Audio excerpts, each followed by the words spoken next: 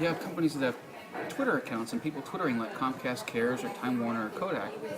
Well, now I feel like, oh, I've connected with a person. I've got a human connection that can help me at least get to the spot that I want to. I bet that for companies, if they start to do analysis, they'll find that Twitter, using the same customer service reps, they'll have more effective customer satisfaction with Twitter than they'll have with email. So Twitter is more for customer service than it is for marketing. Sure, I think so. Now, Scott, are you on Twitter? Yes, I am. As? Scott Porad, SCOTTPORAD. And what do you do for a living?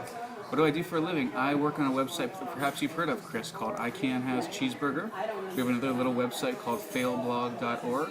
But in general, we run the Cheeseburger Network, which is a network of humor and entertainment websites. So I think I've made Failblog before with the old Tech TV clip. Is that right? Yes. That's wonderful. Congratulations. Yeah, I guess. That means you're among the top 1% of failures on Earth. Yeah. Oh, I'm definitely full of fail. Full of fail. So, what are your thoughts then, in general, on connecting communities and human beings together between companies and individuals?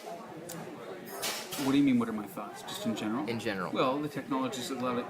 Some technologies are there and help companies allow companies to do things less expensively, but it doesn't necessarily make the customer feel any more connected.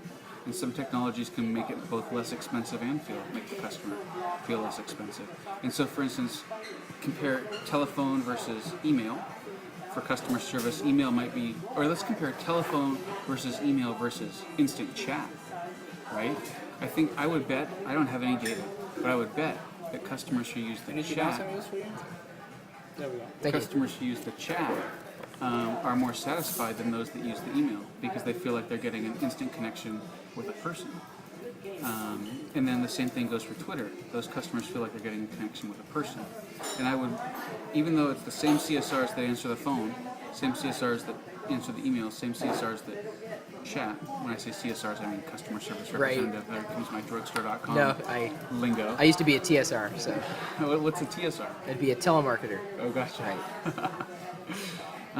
But it's whatever those channels you have that actually connect people with other people are the ones that are going to have the most satisfying experience for those customers. That'd be my feeling about it, not being an expert in the customer service space. But as a consumer, I'm like what you were saying. I'm the guy who presses 0 because I just want to talk to somebody. Well, you're a human being. I'm a human being. Not a human doing, a human being. That's right, I'm a human being. Right. Now, what's interesting, here's a side note since you're recording this. The other day, you know how so often you call tech support and the first thing they do, they ask you check if it's plugged in, check to see how the wires are. Yeah. And lots of times that's really annoying. Of course, the other day that happened to me. I didn't call yet, but I was like, why isn't this thing working? And I'm fiddling around with it for the longest time, and I'm feeling like, oh, maybe if this wire was plugged in the right spot, it would work. Done that before. So even when you get to a person and they just ask you to do those things, it feels better talking to a person about it than going through an automated system.